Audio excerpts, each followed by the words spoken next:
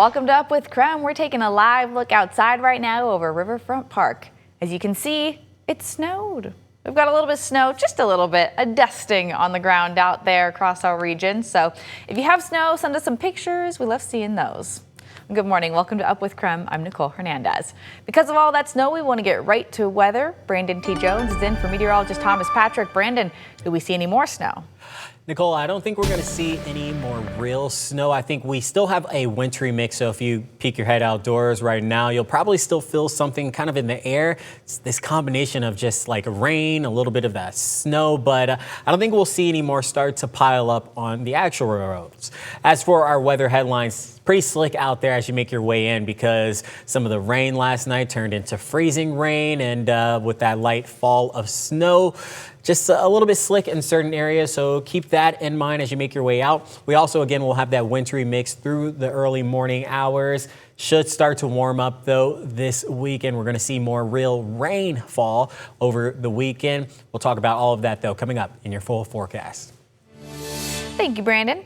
Taking a live look at traffic now at I-90 in Havana, you can see the roads are wet, but they seem to be moving perfectly fine at the moment.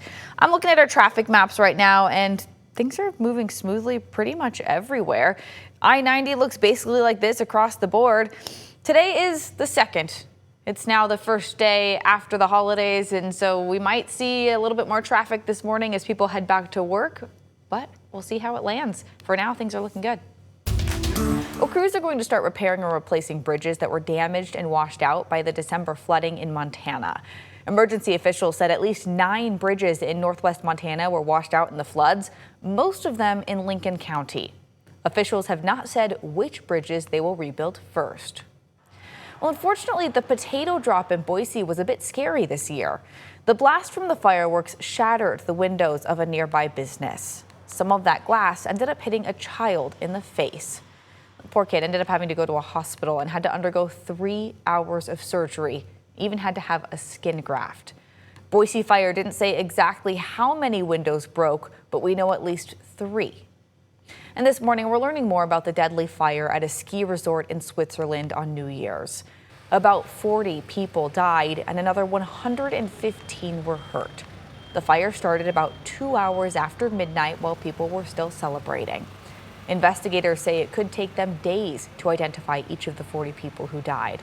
Witnesses say the fire caused an explosion, but at this point, we don't know what sparked the initial fire.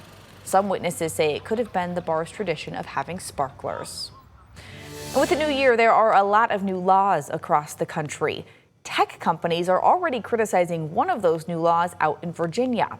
The law makes social media platforms set a 1-hour daily limit for teenagers under 16 unless they have parental consent.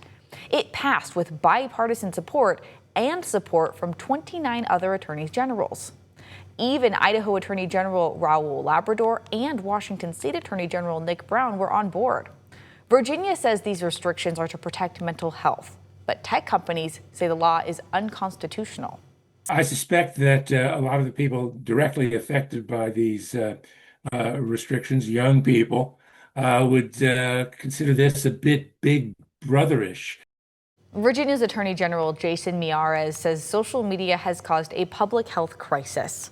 We are expecting a federal judge to hear the case later this month. Only this morning, an Eagle Scout project is helping preserve some of Hayden's agricultural history. 17-year-old Ryan Drapo helped build a covering that protects a sign about the origin of Stoddard Farm. The city and the Hayden Historic Preservation Commission had plans to create a new structure back in 2022, but it didn't happen until Drapo joined the picture.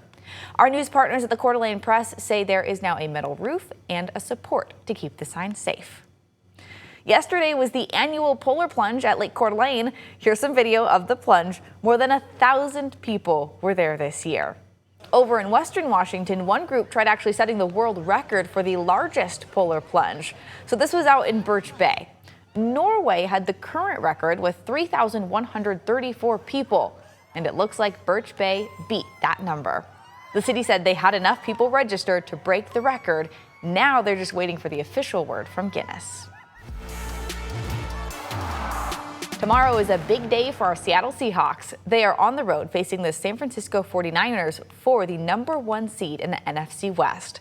Some good news for the team. Rashid Shaheed was cleared to practice yesterday and Wednesday.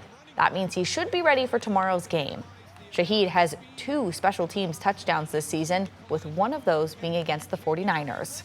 The game kicks off tomorrow at 5 o'clock on ESPN.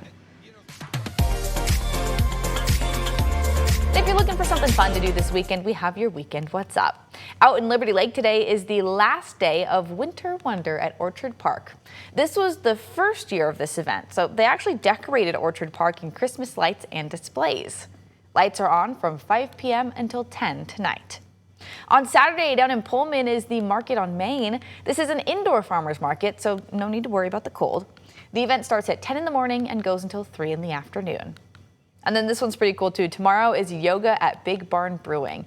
It's a 45-minute yoga session. Then after the class, you can enjoy a beer.